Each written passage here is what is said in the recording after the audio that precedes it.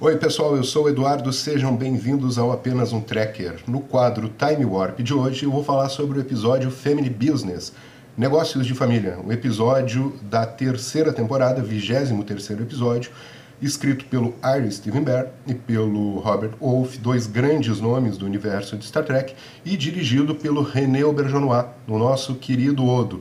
O episódio foi ao ar em 1995, no dia 15 de maio, portanto faz 24 anos, quase 25 anos, e ele é centrado nos Ferengues. Ele mostra o Quark e o Ron indo até Ferenginar, planeta natal dos Ferengues, para resolver um problema bastante grave, é claro, na perspectiva dos Ferengues.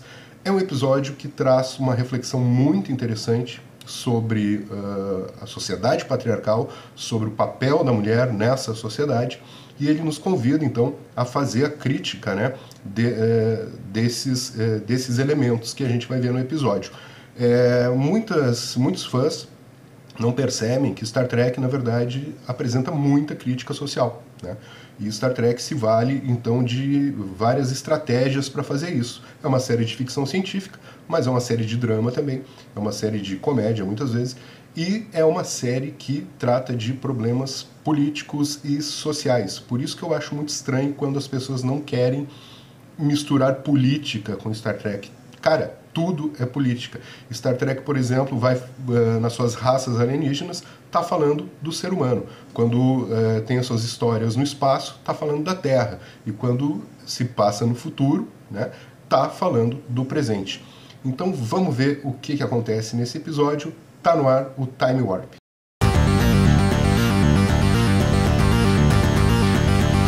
Muito bem, antes de analisar o contexto dos Ferengues na série, que é importante para a gente entender o episódio, eu quero falar sobre algumas curiosidades, né, que aparecem em Family Business, que é um episódio com várias primeiras vezes. Por exemplo, é a primeira vez que nós vemos o Brunt, que é interpretado pelo Jeffrey Combs.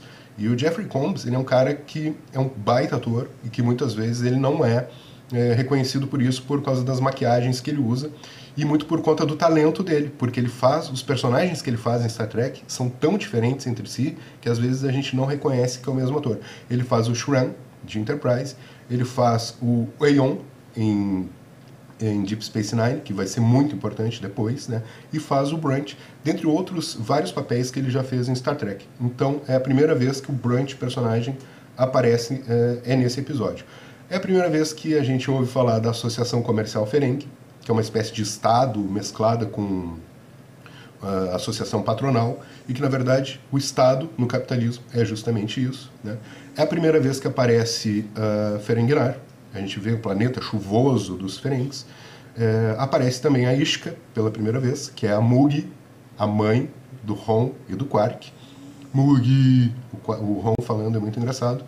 E também é a primeira vez que aparece a Cassidy Yates, que vai ser depois o par romântico do Capitão Sisko, inclusive vai engravidar dele. Então é um episódio que apresenta muitas coisas legais pela primeira vez. Mas para entender melhor, é importante a gente conhecer algumas características dos Ferengues e o que elas representam, né? Os Ferengues se tratam de uma grande sátira do capitalismo em Star Trek. E como sátira, evidentemente, é uma crítica ao capitalismo. A gente vê neles tudo o que acontece, né, no sistema capitalista, tanto em âmbito econômico quanto em âmbito social. Por exemplo, a vida deles, dos Ferengues, gira em torno da obtenção de lucro, da acumulação de riquezas. Eles têm uma bíblia, né, que são as regras de aquisição que condicionam, né, as atitudes deles, né, na vida, que é voltada somente para o comércio e para o lucro, né. Obviamente que, então, para conseguir isso, os Ferengues fazem qualquer negócio, literalmente, né? Corrupção, traição, suborno, tudo que acontece no capitalismo, tudo que é estimulado pelo capitalismo, modus operandi, né, capitalista, inerente a esse sistema, que visa lucrar, né, passar rasteira nos outros, etc., tudo a gente vê representado nos Ferengues, né? Então eu acho que é muito importante ter essa raça alienígena em Star Trek, justamente para a gente fazer essa crítica, para a gente compreender melhor como funciona o capitalismo e por que ele é ruim. Principalmente em contraposição à Federação, né? Que daí, enquanto os Ferengues são capitalistas, a Federação é um sistema pós-capitalista, né? É um sistema com traços realmente comunistas, né? Então aceitem que a Federação é uma sociedade comunista que dói menos. Evidentemente que na sociedade Ferengi, por ser uma sociedade capitalista, é uma sociedade dividida em classes. É uma sociedade estruturada em cima das classes sociais. E classe social não é só o trabalhador contra o proprietário dos meios de produção, não. É um país colonialista contra um colonizado e, dentro de casa, o homem, né, sobre a mulher, oprimindo, dominando a mulher. E é essa opressão que a gente vai ver nesse episódio, né? O patriarcado, como os homens dominam as mulheres. Os Ferengi são aliens, evidentemente, mas eu vou me referir a eles como homens e mulheres porque fica mais claro para a gente entender. Bom, o episódio apresenta uma história muito interessante sobre o papel das mulheres na sociedade Ferengi. E ele acaba fazendo uma comparação, de certa maneira sutil, mas que, né, quem tem um senso crítico acaba percebendo muito bem, sobre a mulher Ferengi e a mulher humana da Federação. Enquanto as mulheres Ferengi são escravas, né, no sentido lato mesmo da palavra, né, são escravas, as mulheres da Federação são livres, podem fazer o que elas bem entenderem. Então o episódio faz essa crítica, né, sobre o papel das mulheres na sociedade patriarcal. E isso acaba nos conduzindo ao feminismo, que é a luta das mulheres para romper com essa lógica, né, e para subverter essa ordem. É um episódio que, segundo as minhas fontes fidedignas no canal e no blog, os bolsotrackers sempre pulam na Netflix. Mas então são duas histórias paralelas, né? Mostram a principal delas, né? O formato dos episódios é geralmente assim, né? Uma história principal e uma menor ali paralela. A principal mostra a questão do Quark e do Ron indo até Ferenginar, porque eles foram acusados de supervisão familiar imprópria, né? O bar do Quark foi fechado pelo Brunt, que foi até a estação, para intimá-los. E o que seria essa supervisão imprópria, né? Eles não controlaram a sua própria mãe, que decidiu fazer negócios e obter lucro, o que é vedado para as mulheres Ferengis. Então essa é a história do episódio. E a outra paralela mostra Cassidy Yates na estação, sendo ali arrumado um encontro dela com o Sisko, pelo Jake Sisko. Acho que não tem Tinder mais no futuro. E aí o filho do capitão, comandante Sisko ainda nessa temporada, está armando ali um encontro para o seu pai. E aí ele mostra ela como uma capitã de nave, capitã de cargueiro, exercendo a sua função livre, né? O papel das mulheres e dos homens na Federação é o mesmo, coordenando ali a sua tripulação, dando ordens sobre homens. A primeira cena em que ela aparece é quando o Sisko vai lá no hangar de carga, encontrá-la para convidar para um café e tal. Ela está dando a ordem em um subordinado. Nessa cena, tem no decorrer dessa cena, tem um outro fato muito importante, mais importante ainda, que eu vou deixar para o final do vídeo. Ficando mais nítida ainda a oposição entre Ishika e Cassidy Yates, a gente vê que a Ishika não pode usar roupas. É verdade isso. As mulheres Ferengis não podem usar roupas. Ela não pode se dirigir a estranhos e, principalmente, ela não pode realizar negócios de forma alguma, mesmo isso sendo o centro da sociedade Ferengi. Mas essa atividade é reservada aos homens, já falo mais em seguida. Bom, quando Quark e Ron se meteu na história ali, o Quark não queria que ele fosse, mas acabou indo. Quando eles chegam na casa da Ishika, da Mugi, em Ferenginar, Quark, Ron e Brunt junto, né, os três chegam lá, debaixo de chuva, e aí eles se horrorizam. Por quê? Porque a Ishika está vestida e as mulheres não podem usar roupas em Ferenginar. E isso é muito importante para a construção da narrativa. É um dos pontos que os dois escritores do episódio colocaram habilmente, de maneira muito inteligente, para a gente perceber como é a questão da dominação da mulher pelo homem, né? Por quê? Porque na sociedade patriarcal é basilar, digamos assim, o fato dos homens controlarem as mulheres através do seu corpo. Os homens controlam o corpo das mulheres. Como assim controlam o corpo? Quem decide o que ela vai vestir e o que não vai vestir, decide qual maquiagem pode, qual maquiagem não pode, qual maquiagem é de mulher direita, qual maquiagem é de puta, esse tipo de coisa. Tamanho dos seios, formato do cabelo, peso, todos esses padrões, eles são definidos e decididos para agradar os homens, né? Então a gente vai ver frequentemente um casal onde o cara é todo... o cara é normal, entendeu? O cara tem barriga, né? Não se preocupou com nada disso. E a mulher é toda, né, construída no formato esperado pela sociedade. Isso é um controle sobre o corpo das mulheres que é fundamental, né, para que a sociedade patriarcal continue existindo, né?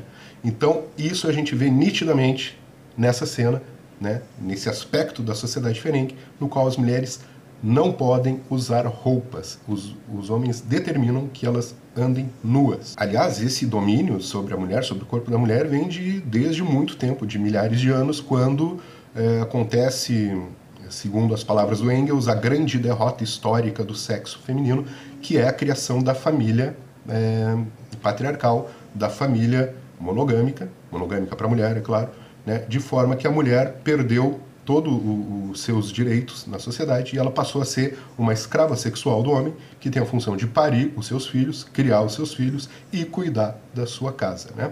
Ou seja, isso a gente vê em Ferenginar nitidamente, né? Está bem representado no episódio, essa maneira que os Ferengues controlam as suas mulheres.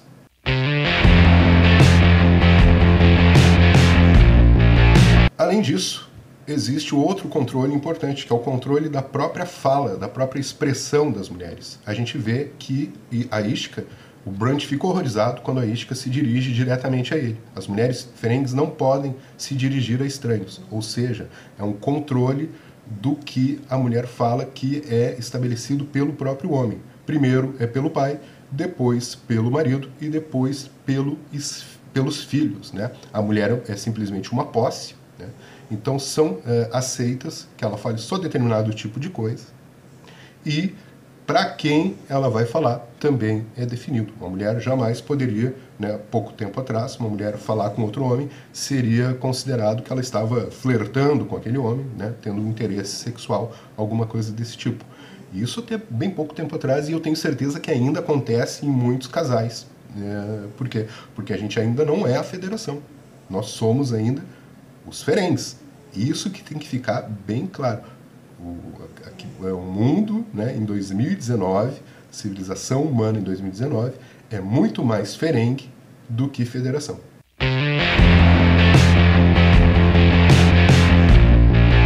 Outra proibição, e a mais interessante, na minha visão, que acontece em Ferenginar, é que as mulheres são proibidas de realizar negócios. É o centro do episódio, né? Tudo acontece porque a Ishka decidiu fazer negócios e obter lucros, né? A gente vai perguntar, mas como assim? Essa é a coisa mais importante para os Ferengues. A vida deles, a civilização deles, gira em torno dos negócios e dos lucros. Por que as mulheres não podem negociar? Aí a chave, né, já está na própria pergunta. Justamente por ser algo tão importante, é reservado somente para os homens, já que as mulheres são consideradas inferiores. Elas não estão à altura de exercer uma tarefa que é estrutural da sociedade ferengue. Elas não podem fazer negócios porque elas não têm capacidade para isso, de acordo com a ideia, né, a ideologia do patriarcado. Então é muito interessante a gente perceber isso, porque a mulher fica limitada somente àquelas tarefas que eu falei antes, né, de ficar em casa, etc. Essa é a tarefa da mulher, e confortar o homem, né? A Ishka, por exemplo, ela, em determinado ponto do episódio, a gente fica sabendo que as mães ferengues mastigam a comida antes de dar para os filhos, ou seja, típica função da mulher na sociedade patriarcal. Simplesmente cuidar dos filhos, não pode fazer nada considerado importante. O importante para os ferengues é lucrar. Logo, essa tarefa fica restrita aos homens. Vamos pensar hoje em dia, né? Até bem pouco tempo atrás, por exemplo, a gente não encontrava uma pilota de avião. Eu nunca voei com uma pilota, por exemplo. E tenho certeza que eu acho que grande parte de vocês, né? Nunca. A gente já sabe que tem, mas nunca viu, ou viu uma vez só. E não tem na mesma proporção dos homens. É só a gente pensar que a população brasileira é 51% ou 2% de mulheres. Tem mais mulheres do que homens. A gente não vê as mulheres no Congresso Nacional. A gente teve uma presidente da República até hoje que sofreu um golpe, ainda por cima, né? Muito significativo isso. Então a gente sabe que até bem pouco tempo atrás era muito pior.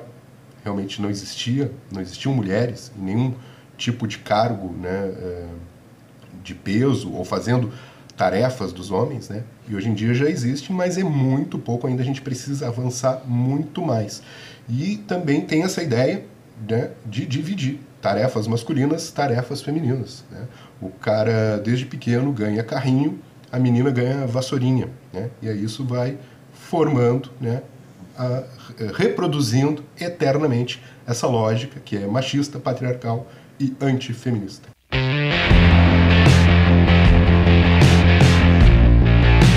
Mas além desses aspectos culturais, né, assim, de o pai criar o filho diferente da filha, né, tem que são determinantes para a reprodução do patriarcado, existe uma forma também importante de manter as coisas no seu devido lugar, né, como a gente vai ver no caso das leis ferengues. Lei a gente remete imediatamente ao Estado, e como o Estado ele é masculino, né, ele é branco, no caso das sociedades ocidentais, ele é hétero, né? Então ele tem essa dominação, ele exerce, ele garante a dominação de uma parcela da sociedade sobre a outra. E é o que acontece em Ferengue através das leis. Aqui as mulheres, por exemplo, eram proibidas de votar, né? Até bem pouco tempo atrás. Embora no Brasil nunca não houvesse assim, uma lei que determinasse isso, era o silêncio da lei, porque ele não garantia o direito às mulheres, que fazia com que as mulheres não pudessem votar até a década de 30 do século passado. Em Ferengnar, a lei proíbe que as mulheres exerçam qualquer atividade, né, financeira, comercial. Então, é o Estado da Aliança Ferengue garantindo que a ordem seja mantida, a ordem estabelecida não seja alterada. Então tem uma cena muito importante quando o Quark fala para Ishtar, que é o seguinte: tu não pode fazer isso porque é contra a lei, né? E ela diz assim, ó, não, a gente tem que trazer um pouco de caos, né, para a lei. Se a ordem estabelecida é injusta, a gente tem por obrigação tornar essa ordem caótica, trazer o caos para essa ordem, para que ela seja subvertida e se torne justa, né? É dessa forma que a Ishtar encara o problema, e ela não quer confessar, não quer dar o braço a torcer, não quer voltar atrás sobre a sua atuação como uma pessoa, né, que tem direito também a lucrar.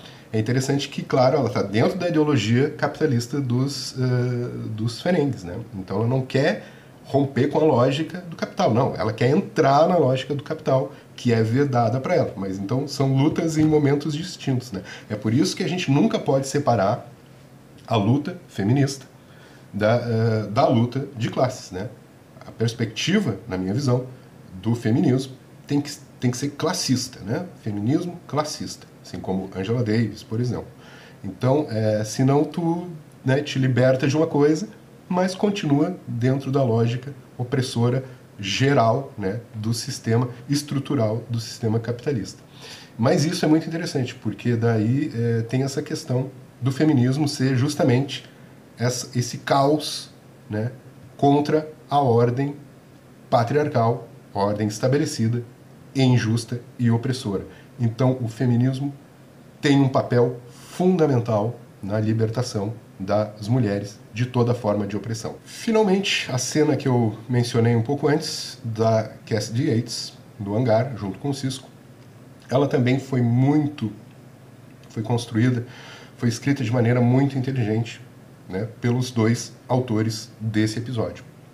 A Cassidy Yates está ali conversando com o Sisko, estão marcando café e tal. Acontece um problema lá dentro da nave dela.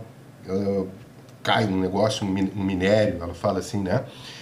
Automaticamente, mais rápido que um raio, o Sisko já se põe na sua postura de macho e diz o seguinte: não, peraí, deixa que eu ajudo. E ela faz uma cara de poucos amigos e fala: não, pode deixar que eu cuido disso. Ou seja, ele está reproduzindo uma coisa que é quase que instintiva na nossa sociedade, né? É naturalizada, foi internalizada. Então a gente, apesar de ser uma construção social, evidentemente, de que as mulheres não têm autonomia para fazer determinadas coisas. O Sisko essa cena está representando isso, né? caiu uma coisa lá dentro do trabalho dela, ela é a capitã, ele é comandante. Ok, não é capitã da frota, mas ela é capitã e ele é comandante. Caiu uma coisa, aconteceu uma coisa dentro da nave dela, está sob comando dela, ela que está organizando tudo ali, e o cara se coloca como, não, peraí, deixa que eu resolvo tudo. Tenho certeza que as amigas mulheres aí, trackers que assistem aqui o canal, já passaram muitas vezes na vida por esse tipo de situação. Fora o mansplaining, né, que é quando tenta explicar para uma mulher uma coisa que ela já sabe, e menterrupting, né, que é não deixar a mulher concluir seu raciocínio. Essa situação que eu falei aqui, eu não sei se tem um nome, se alguém souber me ajude, por favor, mas é uma situação muito típica, né, e que muitos homens já fizeram isso, né, eu já fiz isso. Por quê? Porque a gente está dentro dessa estrutura, então a gente tem que entender que a gente age de acordo com a tradição que a gente herda, né, do passado e que acaba fazendo que a gente reproduza determinados comportamentos. A nossa função é romper com o passado, né, e fazer pensando no futuro para construir uma nova sociedade. Então essa cena também é muito legal por isso, por mostrar muito bem essa questão da capitã sendo ali interpelada pelo comandante. Para fechar o episódio, a Ishka não cedeu, acabou cedendo por insistência dos seus filhos, que eles seriam prejudicados nos seus negócios. Ela seria presa e eles teriam que bancar, né? Seriam muito prejudicados. Fora o estigma que ficaria sobre eles, né? E o Quark realmente muito preocupado com isso. Então, ela acaba cedendo e decide que vai fazer a confissão e tal. Não vai usar a roupa lá quando o Brent estiver junto, né? E, por fim, ali se descobre que ela que conduzia os negócios do Kelder, pai do Quark e do Ron, que sempre foi tido como um grande ferengue comerciante, que lucrou muito durante a vida. Na verdade, ele não era tudo isso, era essa mulher que estava por trás dele. E essa referência também é incrível, né? Quantos possíveis grandes personalidades da história tiveram mulheres que eram ghostwriters, etc., que faziam, né, as coisas por eles, mas não levavam o crédito. Ela fez tudo isso a vida toda e nunca levou o crédito, porque é proibido naquela sociedade. Mas o fim acaba cedendo, e isso significa o quê? Que essas lutas, elas são demoradas, não se consegue romper, principalmente uma pessoa só, né, de uma vez, assim, fazer um rompimento drástico, né, com a ordem vigente. Então, significa isso, né? Mas foi dado um primeiro passo, que depois vai ter consequências no futuro aí da série, que realmente Ferenginar começa a entrar num caminho mais, assim, progressista e começa a rever, né, as suas tradições milenares. Agradeço a quem assistiu o vídeo até agora. Se curtiu, se inscreve aí no canal, quem não está inscrito ainda, deixa os comentários aí pra gente falar mais um pouco sobre esse episódio. Agradeço a atenção de todos, espero nos próximos vídeos. Uma vida longa e próspera a todos. Tchau!